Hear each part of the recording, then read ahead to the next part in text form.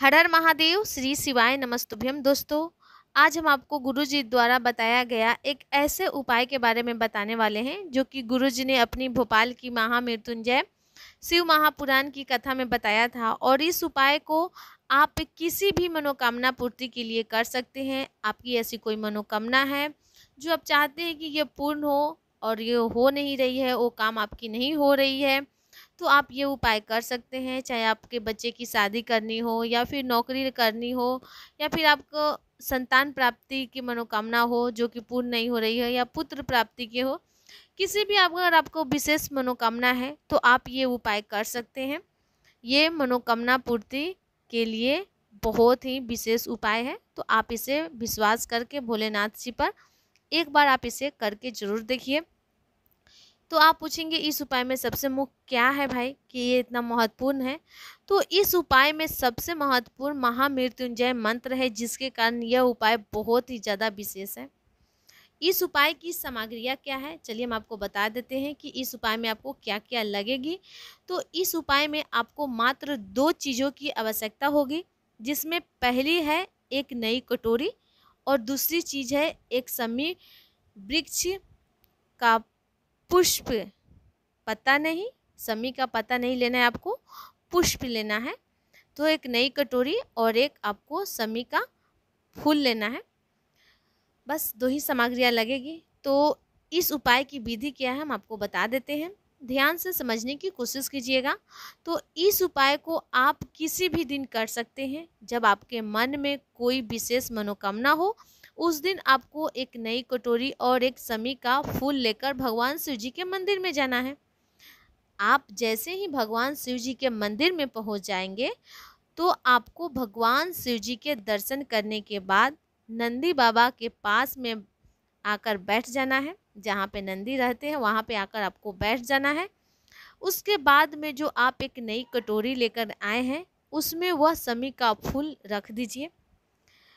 अब आप नंदी बाबा के पास में बैठ जाएं और अपना मुख भगवान शिव जी की तरफ कर लीजिए और अपनी वह कटोरी जिसमें आपने शमी का फूल रख लिया है वह कटोरी अपने सामने की तरफ रख लीजिए। आप जहाँ बैठे हो उसके आगे शमी का वो फूल कटोरी में रख लीजिए। अब आप अपने हाथ में रुद्राक्ष की माला लेकर जाइएगा और 108 बार उसी माला के साथ में महामृत्युंजय मंत्र का जाप करना है। समझ गए? 108 बार आपको महामृत्युंजय मंत्र का जाप करना है। जैसे ही आप 108 बार महामृत्युंजय मंत्र की माला के साथ में जाप कर ले, उसके बाद में आप अपने सामने रखी हुई इस कटोरी को उठाकर भगवान शिव जी के पास में पहुंच जाइए और वहां पर जाकर अपनी इस नई कटोरी में से वह शमी के फूल को उठाकर भगवान शिव जी के शिवलिंग पर चढ़ा दीजिए। शमी के फूल को चढ़ाकर भगवान शिव जी के सामने हाथ जोड़कर आपकी जो भी मनोकामना हो, जिस भाव से आपने ये उपाय किया हो, चाहे वो संतान प्राप्ति के लिए हो, चाहे बच्चों की नौकरी के लिए हो, व्यवसाय के लिए हो या शादी ब्याह के लिए हो, या फिर इसके अलावा और भी आपकी कोई ऐसी कामना हो जो पूर्ण नहीं हो रही हो, जिसके लिए आपने ये उपाय किया हो, तो बाबा के सामने हाथ जोड़कर बाबा को बोल दीजिएगा। बाबा आपकी मनोकामना को जरूर पूर्ण करेंगे, लेकिन आपको कहेंगे एक बार फिर से विश्वास करके आप ये उपाय कीजिएगा। तो आपको इस उपाय में आपको कुछ बातें का ध्यान रखना है जो कि हम आपको बताते चलते हैं। इस उपाय में आपको एक नई कटोरी लेना है जिसको आपने पहले उपयोग में नहीं लिया हो, इस बात का आप ध्यान रखिएगा विशेषकर। उसमें आपने एक बार भी उपयोग में नहीं लिया हो वैसे आपको नई कटोरी लेना है। अगर घर में नहीं है तो अगर आप ये उपाय दिल से करना चाहते हैं तो मार्केट से एक छोटा सा कोई भी कटोरी ले सकते हैं।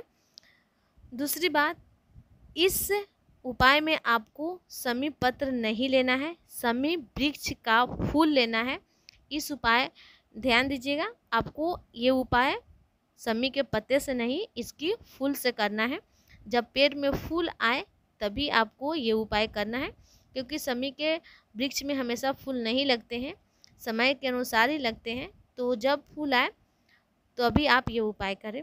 इस उपाय को आपको सुबह-सुबह करना है। सुबह का मतलब कि आप 10 बजे से पहले कर लें, ऐसा नहीं कि आपको जब टाइम मिला 12 बजे, 1 बजे, ऐसा नहीं। आपको सुबह स्वच्छ होने के बाद सुबह स्नान कीजिए, घर की पूजन करने के बाद आप शिवालय जाइए और ये उपाय कर लीजिए। इस उपाय को अपनी किसी एक विशेष मनोकामना के लिए ही करें। जब आपको बहुत विशेष मनोकामना हो तभी आप ये उपाय करें। लग रहा हो कि आपको नहीं मेरी ये काम होना चाहिए, बाबा को मेरा ये काम कर देना चाहिए, तभी आप ये उपाय करें, क्योंकि ये बहुत ही विशेष मनोकामना पूर्ति का उपाय है। तो आप इसे विशेष मनोकामना के लिए ही करें। तो इस उपाय से जुड़े किसी भी प्रकार के अगर आपके मन में प्रश्न हैं या फिर ये उपाय आपको कहीं से नहीं समझ में आया है तो आप हमसे कमेंट में पूछ सकते हैं, आपको जवाब मिल जाएगा। तो चैनल पर पहली बार आए हैं तो चैनल को जरूर सब्सक्राइब कर दीजिएगा। वीडियो अच्छी लगती हो दोस्तों तो लाइक बटन दबाइएगा, कमेंट में हर हर महादेव या श्री शिवाय नमस्तुभ्यम जरूर टाइप कीजिएगा। तो फिर मिलते हैं आपके लिए एक और कल्याणकारी वीडियो लेकर, तब तक के लिए आप सबको एक बार फिर से श्री शिवाय।